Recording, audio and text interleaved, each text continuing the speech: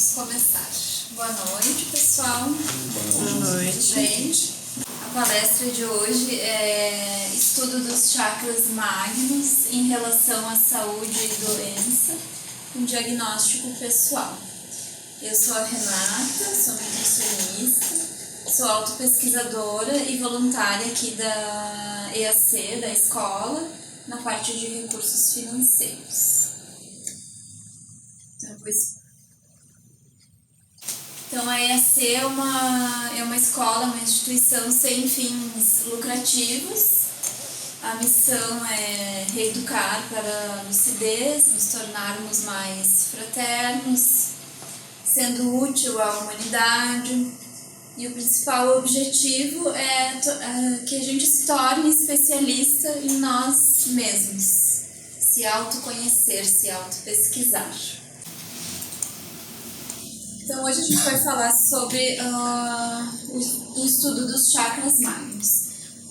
Essa primeira parte, ela é um pouco mais fisiológica, assim, um pouco mais com os nomes mais teóricos. Então, a intenção não é abordar muito essa parte. O que eu teria para explicar para vocês dessa parte? O que é o energossoma, né? Então eu vou usar algumas imagens que nós temos nos livros aqui da escola para explicar para vocês. O energossoma, ele é o nosso corpo energético, tá? Então aqui a gente tem uma figura de uma mulher, do corpo dela, mas a gente vê essa luminosidade, esse contorno. Isso seria o corpo energético. Então, o que acontece com o nosso corpo energético? Ele se expande, ele se projeta sem a nossa consciência, digamos assim, né? Então, como é que acontece? O nosso corpo, ele vai se descoincidindo, né? Cada pessoa vai sentir de forma diferente. Uns podem relatar, eu senti o meu braço maior, as minhas pernas, eu não estava sentindo, parecia que quando eu caminhava eu não sentia o chão, algo nesse sentido. Isso é um sinal físico de que estamos descoincidentes, que o nosso corpo energético está aumentado. Então, algumas pessoas, através dos chakras, do frontochakra, do coronochakra, que vai ser abordado mais adiante, conseguem visualizar, por exemplo, um fenômeno de clarividência. Diga, dona Nilza. Essa energia é para todos igual ou ela é dependendo do que tu estás fazendo, dependendo do que tu estás, ela é diferente? Sim, ela é diferente. Algumas pessoas têm ela mais essa parte assim energética, esse corpo energético mais denso, mais amplo, ou mais amplo, ou mais fechado. Tem muita relação assim com o que a gente chama de holopensene. Como que funciona a mente da pessoa, o que ela traz, o que ela pensa, assim, se ela é uma pessoa mais positiva, mais negativa, se ela está de bem, né, deseja o bem para ela, para outras pessoas. Isso reflete no corpo energético dela. Se ela está perto de uma pessoa negativa, muda? Ela pode ser influenciada se ela não tem se ela não domina o corpo energético, porque existem técnicas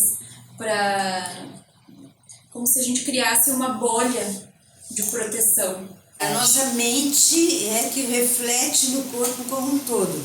O ideal seria que as pessoas pudessem orientar a sua vida com base nas ideias, no discernimento, no juízo crítico, no que chamamos de mental soma.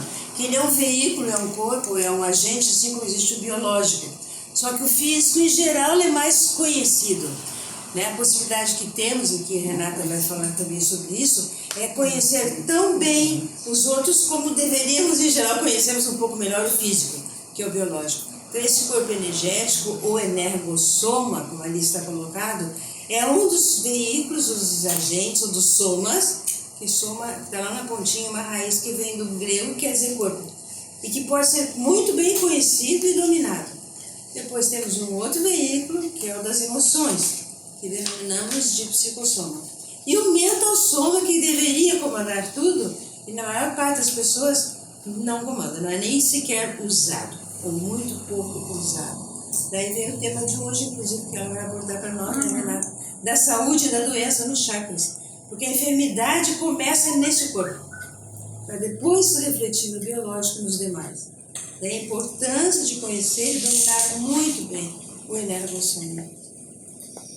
Então é esse conhecimento, esse domínio que nos permite experimentar projeções lúcidas em diferentes dimensões, extrafísica, mental, superior, inferior, enfim. Então é possível através de aplicando técnicas, estudando, se é possível. Então aqui a gente tem uma imagem que retrata o soma, que é o nosso corpo físico, que é o termo que se usa na conscienciologia. O energossoma, então, que é um pouco diferente daquela figura, mas que está representando o corpo energético. O psicossoma, como se fosse uma sombra ou um reflexo do nosso corpo. E o mental soma, que ele não tem forma física. Então, as características do nosso corpo energético pode ser, algumas pessoas visualizam como um invólucro vibratório energético, luminoso, vaporoso, como se tivesse na volta da pessoa essas luzes de neon, alguma coisa semelhante a isso. Está relacionado com a exteriorização de energia, com o cordão de prata, que aqui tem uma imagem.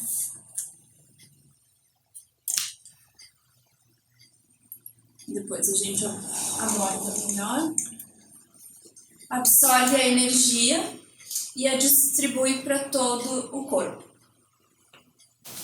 Por exemplo, o EQM, que é um fenômeno de quase morte, é aquela situação que a pessoa ela visualiza, né, a dessoma, que seria a primeira morte, o EV, que é uma técnica que se aprende, o estado vibracional, isso faz que a gente mantenha o nosso corpo energético saudável. A autoscopia externa, as projeções e a renovação. O energossoma, que é o nosso corpo energético, ele reage a todos os pensamentos e emoções do indivíduo. Ele influencia as funções, controla o metabolismo do corpo humano, atua na nutrição e na recuperação das células gastas ou enfermas. Então ele é extremamente importante mantê-lo saudável, porque ele é responsável por, às vezes, aqueles sintomas de alguma doença que a gente pode desenvolver. O energossoma, ele se projeta sem a consciência através dos fenômenos. Então, algumas sensações físicas que a gente chama de descoincidência. O que seria essa descoincidência? Usam um termo que é um pouco mais antigo, a soltura. Por exemplo, nessa atividade que a gente realiza no sábado, algumas pessoas relatam, não é uma regra, mas é assim com a prática, com o tempo, e dependendo da percepção de cada um, vai se notando com maior ou menor intensidade. Algumas pessoas relatam antes de chegarem aqui no sábado já algum sintoma, né? Então, eu, por exemplo, já senti nas minhas mãos, né? Parece que elas dobram de tamanho. Então, isso seria uma descoincidência.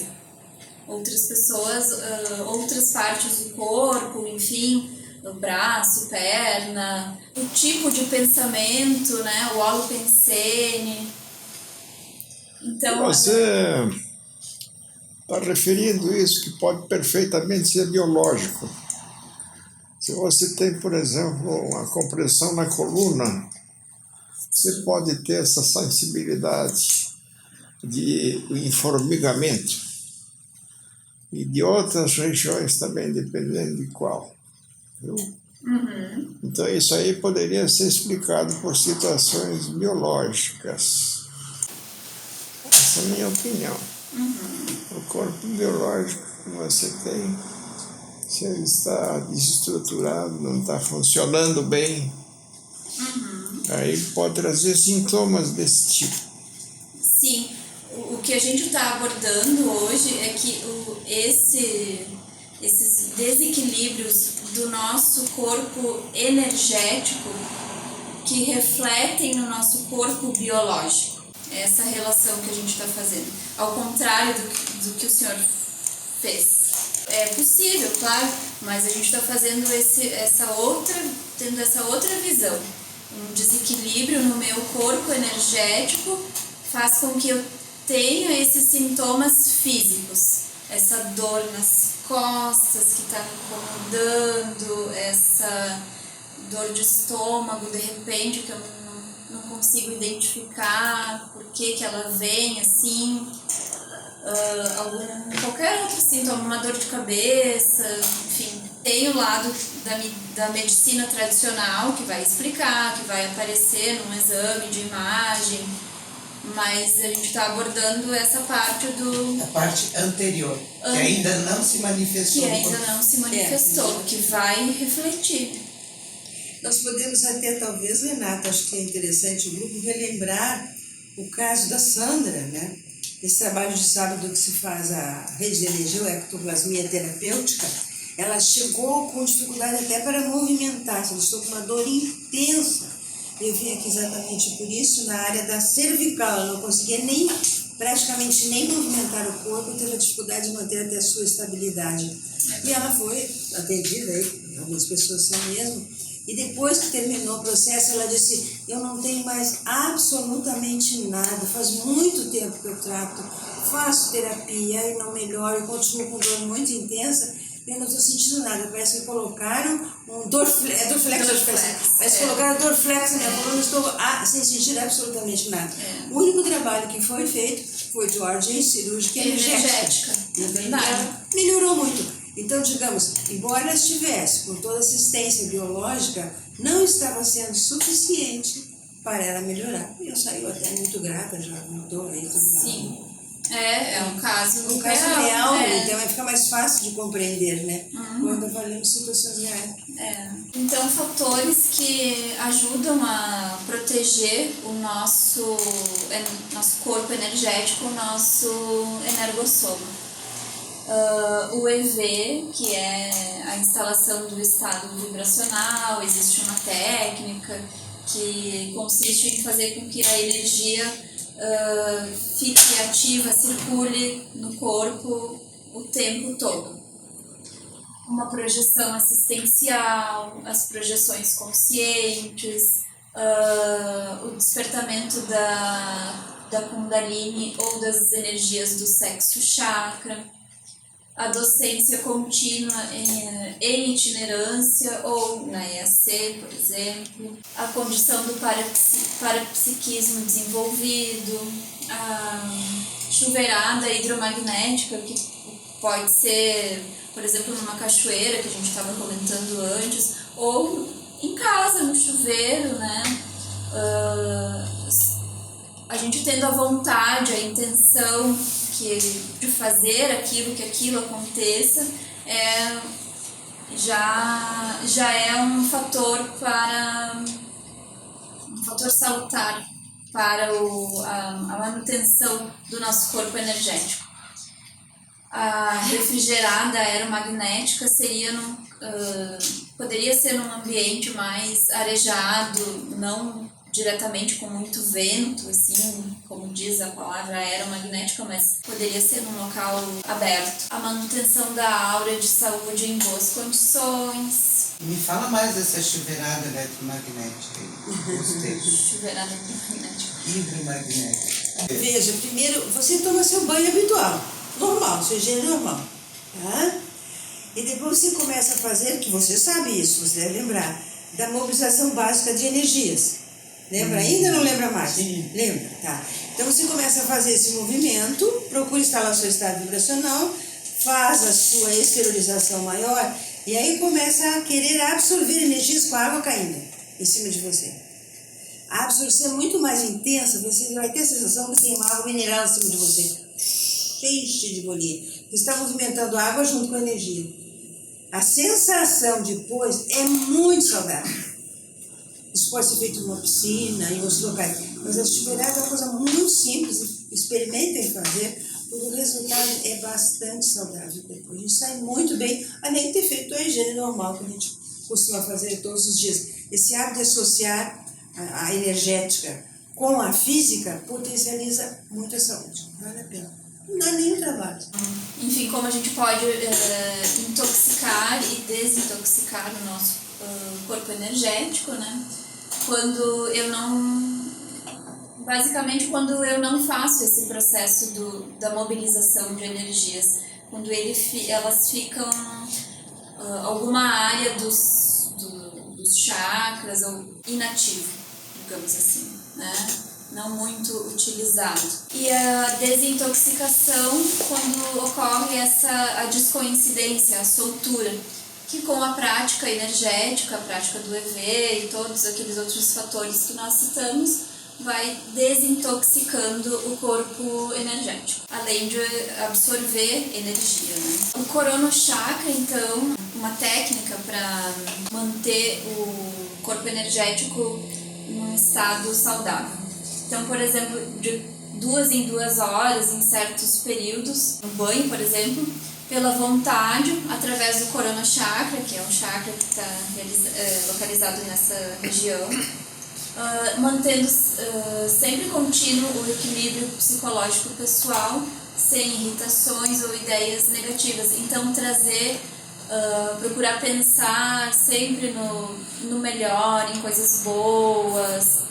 O ideal é participar de um sábado, assim, que é um exemplo perfeito, né? Que a gente chega, já é recebido, procura manter uma frequência respiratória tranquila, né? Então vai se acalmando, vai procurando pensar coisas boas, um bem-querer a si e aos outros. Então já é um equilíbrio psicológico pessoal e claro que vai transbordando aos outros, né?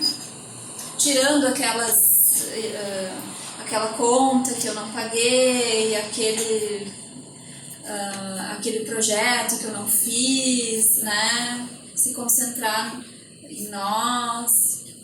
Então é um exercício que ajuda. Vamos ver 8 variáveis da parapatologia do energossoma. A descoincidência patológica do energossoma seria se eu não tenho consciência que ele está descoincidente, né? Eu acabo absorvendo, de repente eu entro num banco que está um clima super tenso, ou estou numa fila que as pessoas estão impacientes e eu estou descoincidente e eu vou absorvendo aquilo. Ou quando eu entro num ambiente que a gente sente assim, a energia tá pesada, se eu não tenho consciência, lucidez, que eu estou descoincidente, às vezes a gente acaba absorvendo um pouquinho de cada lugar. Olha, por quantos lugares, por quantas pessoas a gente passa durante o dia, né? Então, às vezes, geralmente, para a maioria das pessoas, acontece sem a gente se dar conta, né? Às vezes chega uma pessoa, hoje tu não sabe, meu dia foi assim, já chega, nem pergunta se tu quer ouvir, se tu quer saber, mas já chega e descarrega em ti, né? Então, se a gente não sabe se blindar, a gente acaba absorvendo, né? Essa palavra descoincidência, Se eu estiver nesse estágio, eu estou absorvendo ou eu estou me protegendo? Depende da tua lucidez. Ah, é a lucidez que vai determinar isso? Sim. Por exemplo, a Sônia, geralmente, ela está descoincidente. Mas não quer dizer que ela absorve tudo. Tem um dado importante, talvez, para complementar a pergunta do colega. A descoincidência é muito mais usual do que as pessoas pensam. É rara a pessoa que está completamente descoincidente. Então, a vigília física ordinária, que nós costumamos falar, que seria descoincidência completa, isso é muito raro. Em geral, a pessoa já está um pouquinho, ou mais, conforme ela conhece e domina. Então, por essa descoincidência ser habitual, os efeitos são maiores, porque também a maioria das pessoas não sabe, nem tem ideia que está entrando ou saindo energia de si. É rara a pessoa que pode se aprender, qualquer um pode aprender isso que queira, né? Então, a influência é muito grande. Por isso que é comum da soltura patológica do energossoma que a Renata está colocando. Ela é mais habitual do que a gente pensa. Ou seja, nós sofremos mais efeito dos campos onde entramos, da energia dos outros, sem nos darmos conta. O que a gente quer, quando ela faz lucidez, é saber exatamente o que está acontecendo conosco e como é que isso fica consciente. É possível? Sim, é possível. Às vezes tem pessoas que tu passa a conversar com elas, te dá um cansaço, eu tenho certas coisas que me acontecem isso. É dela ou é meu? Como é que você estava antes da conversa? Tu já estava cansada ou não? Não. Então, provavelmente não é seu, é dela. Houve a absorção. Normalmente as mesmas pessoas, tu chega pra centro pra conversar, sai de lá com uma coisa, parece que os olhos não enxergam mais, uma coisa assim. Mas quando está mais ampla a descoincidência, mais estendida, mais tu absorve ou menos tu absorve? Depende da experiência de cada um. Tudo Se a pessoa estiver lúcida e souber que essa energia está entrando, ela vai dosar isso conforme ela quiser, senão não. O que falta nas pessoas é autoconsciência. Sim, mas essa pessoa já está treinada, estou falando de quem não está. Não, a descoincidência não significa estar treinada, existem descoincidências patológicas, tá? Nem toda descoincidência é homeostática, é saudável. A pessoa pode estar descoincidente, cheia de consciência patológica e volta, porque ela também não está percebendo. Existem descoincidências muito saudáveis. O que a gente quer é isso, aprender a fazer, expandir o nosso campo de forma saudável. E onde é que entra a lucidez nisso? Tua percepção, você vai perceber que está entrando, agora está chegando energia em mim. Agora está saindo energia, está o chakra, o que está acontecendo, você percebe, você vê, você sente, você enxerga. Tem sintomas, os sinais, as sensações que te traduzem isso para a prática. E aí você vai saber. Por exemplo, o que a colega falou do estado vibracional é importantíssimo. Todos nós deveríamos dominar o estado vibracional. Não teria problema. Você vai entrar num ambiente patológico para atender alguém, você entra fazendo estado vibracional, não tem problema nenhum. Você vai lá, assiste e sai muito bem, tão bem quanto entrou. Mas a maioria das pessoas não sabe fazer esse estado vibracional. É isso que está me faltando, né? Concordo. Tem que identificar isso. Tá? Qualquer um pode, colegas, qualquer pessoa pode. O que ela precisa? Força de vontade para treinar a técnica. É isso. Se não fizer isso, ninguém pode fazer por ela terá que querer. O que você entende por descoincidência mórbida? Descoincidência mórbida, se me permite completar a pergunta, é o caso extremo, onde a pessoa ela já está com dificuldades de manter o coma biológico. Então, ela naturalmente, o estado de coma, por exemplo, é uma descoincidência mórbida.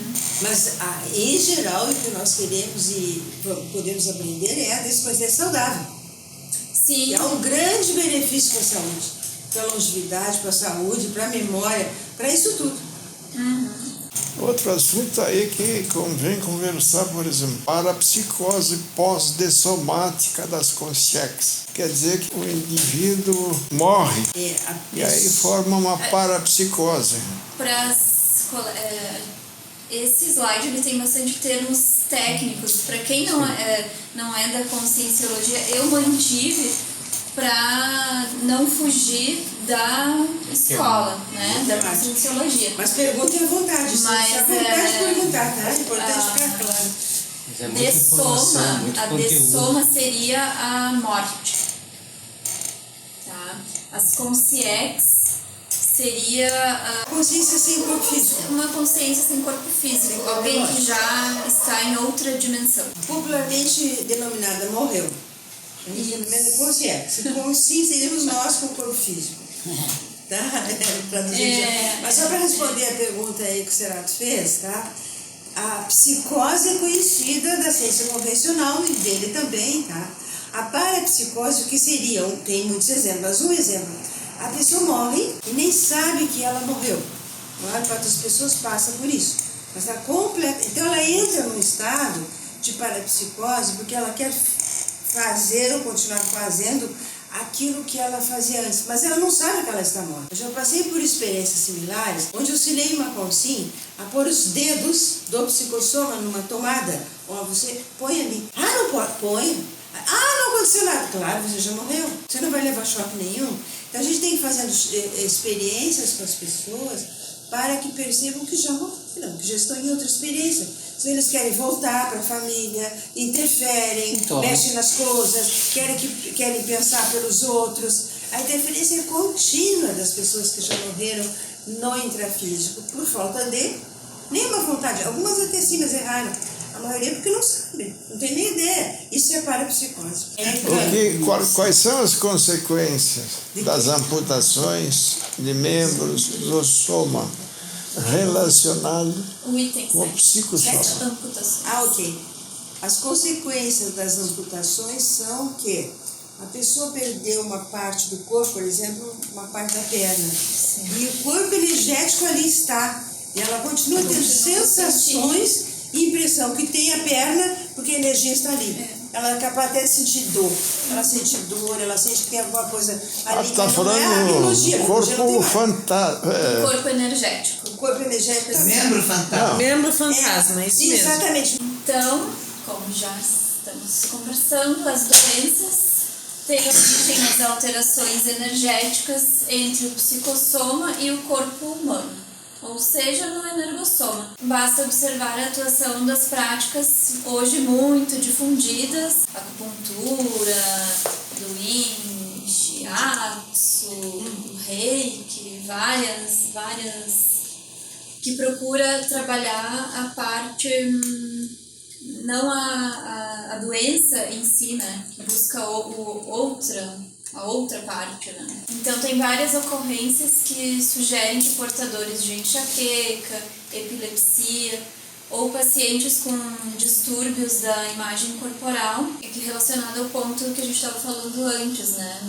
da impressão das pernas mais curtas ou que não existem, achar que tem um braço a mais, está ligado com a descoincidência, né? Então vamos entrar nos chakras. Existem cerca de 88 mil chakras em cada... 88.000? Sim. Sim. Apenas 30 são considerados importantes, denominados e investigados. Eles são classificados de acordo com o seu tamanho, as suas funções, em 4 tipos: os magnos, os grandes, médios e pequenos.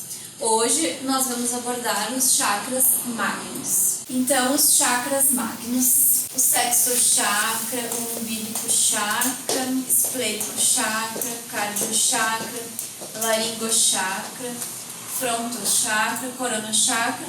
O nucal, ele fica nessa região. Esses são os maiores. A gente vê por essa figura que eles não ficam lineares, né? Eles não ficam retos. Hoje a gente tem muitas... Quando eu fui procurar imagens assim para ilustrar a palestra, encontrei diversas em que a figura era uma pessoa sentadinha, assim, com as pernas cruzadas e tudo alinhadinho. Não é o que condiz com a realidade, né? Eles não ficam nessa posição. Então, essas terapias de alinhar os chakras, a nomenclatura ela não está bem correta, né? A gente não alinhar eles, não estaríamos deixando eles saudáveis ou ativos. O sexo chakra ou kundalínico. Kundalínico é origem hindu. Ele também é denominado básico, raiz ou fundamental. Ele está sediado para fora, entre o sacro e os órgãos genitais, voltado para baixo, associado aos 4 ossos do cóccix, de formato estrelar ou triangular, e é a sede da Kundalini, que é a energia consciencial bruta, que seria a mais densa. Então, esse chakra recebe a energia telúrica, que é a energia da terra, através dos plantochakras, que são os chakras dos pés, e por seu intermédio, os demais chakras são ativados. A função energética dele, então, é nutrir a área das glândulas. O umbílico chakra. Então, ele está localizado acima do umbigo, mais ou menos uns 2 dedinhos, 3 acima do umbigo. Associado à 5ª vértebra lombar, tem relação com o plexo solar e também é denominado de cérebro abdominal. Inclusive na nutrição se tem essa denominação, porque o intestino é considerado um segundo órgão mais importante. Acontece toda a absorção de nutrientes, né? Então, a função energética do umbílico chakra é nutrir a área abrangida pelo estômago, pelos intestinos, fígado, rins e a artéria aorta. Então, a gente vendo, acho que fica claro, assim, que como que não vai interferir em algum sintoma, em alguma possível doença, se ele está completamente relacionado, né? O esplênico chakra tem relação com a área do baço, com o plexo mesentérico e inervação esplênica. A função energética é selecionar e distribuir as energias vitalizadoras pelos órgãos do corpo, e devido a essa função, ele é de extrema importância para a projeção consciente. É geralmente desenvolvido nas projeções conscientes, quando se pratica esse fenômeno. Cardiochakra. Ele influi na emotividade, transmite energias ao coração e aos pulmões e está relacionado com o plexo cardíaco, pulmonar e esofágico, aos gânglios cervicais e torácicos, e a sua atuação tem grande influência do psicossoma, que é um veículo das emoções. Ele nutre coração e pulmões. Esse é um que eu sei que preciso trabalhar muito o meu, porque a professora que mexe comigo, porque, né, por influência das emoções, né? Então, às vezes por... Postura tem alguma coisa a ver? Não demonstrar, por exemplo, que isso me desagradou ou me agradou, né? Essas coisas que a gente vai acumulando, assim, vai interferir no cardiochakra. O laringochakra, então, localizado na área de encontro entre a coluna e a medula oblongada, atua como intermediário entre as manifestações orgânicas mais fisiológicas e as mentais. O desenvolvimento desse microcampo energético favorece o processo de comunicação consciencial, e ele tem uma relação direta com o nucal. O laringochakra relaciona-se com o plexo laríngeo, com a glândula tireoide, e energiza a laringe e as cordas vocais. Essa é uma imagem da tireoide. O frontochakra, ele projeta-se da região central da testa para fora. Fica nessa região aqui, entre a região gabelar, que chama, que é entre as sobrancelhas. Ele é responsável pela clarividência, então as pessoas que têm essa percepção naturalmente tem esse chakra já mais desenvolvido. Não quer dizer que uma outra pessoa que não tenha não consiga, né? Mas quem já tem essa vantagem, digamos assim, tem esse chakra mais ativo. Ele interliga-se ao plexo frontal, energiza a pineal e o hipotálamo, que são... Tem uma imagem bem bonita aqui no livro do Macrosoma. A pineal é uma glândula muito pequenininha, do tamanho de um grão de ervilha. Não sei se vocês querem Passar para olhar? Vermelhinho. É bem pequenininho, mas muito importante. A pineal é uma glândula endócrina, secreta melatonina, que é o hormônio responsável pela regulação dos ritmos do corpo, pelo relógio biológico e o sono.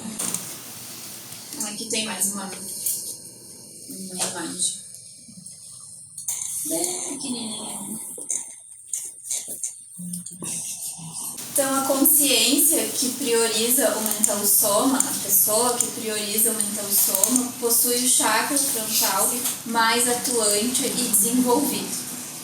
Então, seria aquela pessoa que se dedica mais a atividades relacionadas ao estudo mesmo, né? O corona chakra, então, ele fica nessa região, expande-se acima do topo do crânio, voltado para cima, permite a expansão da consciência, libera o mental soma do paracérebro. Mas a perda da memória, vamos dizer, e ela tem idade para começar ou não tem? Não tem. Depende do uso que é feito dos nossos cérebros.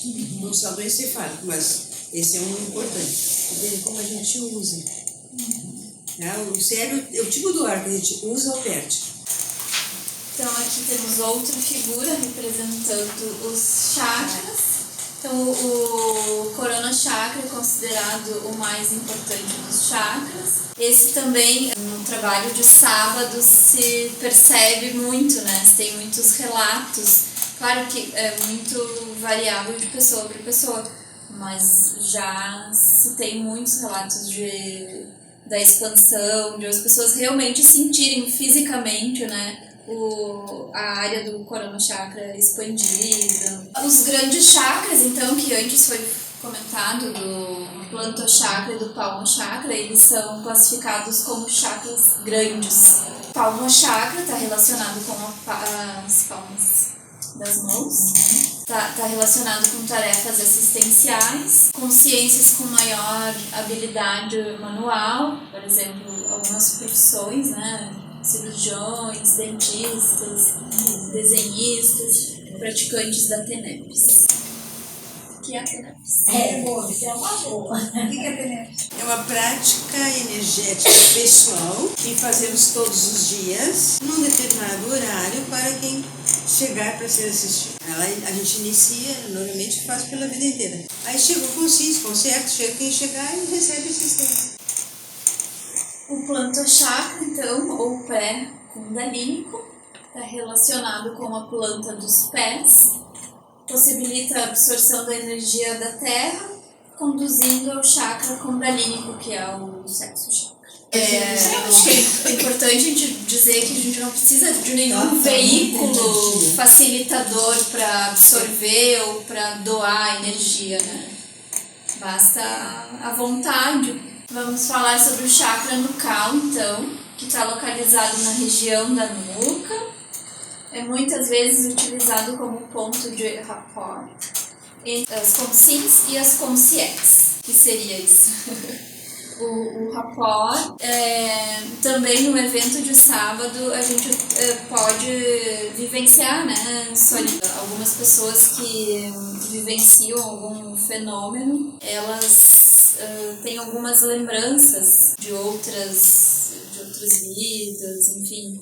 Então, esse seria um rapport. Seria o contato, uma informação, né? Das consciências intrafísicas como nós, ou que estejam ali projetadas, e das consciências que já somaram. Nesse sentido. É que o chakra da nuca fala muito disso, né? é um dos chakras que mais nós precisamos prestar atenção. Porque a grande maioria das pessoas tem companhia no chakra nucal. E aí tem o efeito, tem dor cervical, tem uma série de coisas que muitas vezes não tem nada orgânico. Pode até ter uma disfunção, mas muitas vezes não tem, mas tem o sintoma. Tem dor, fica mais enrijecido, tem contratura. Mas como assim tem companhia? Tem alguém atrás da gente? Sim, senhor. Junto contigo. E como é que E como? Atazanando a gente, é isso? Atazanando depende do que você pensa. A consciência só chega porque ela tem alguma assimilação com você. Ela vai chegar ali por acaso. É aquilo que a gente acaba pensando, vivenciando no dia que vai atraindo, né? Se eu sou uma pessoa mais negativa, mais reclamona, a tendência é que eu atraia esse tipo de energia, de consciência para me acompanhar. Então eu coloquei essa frase para finalizar. Saibamos fazer do Corona Chakra o Holo Chakra pessoal.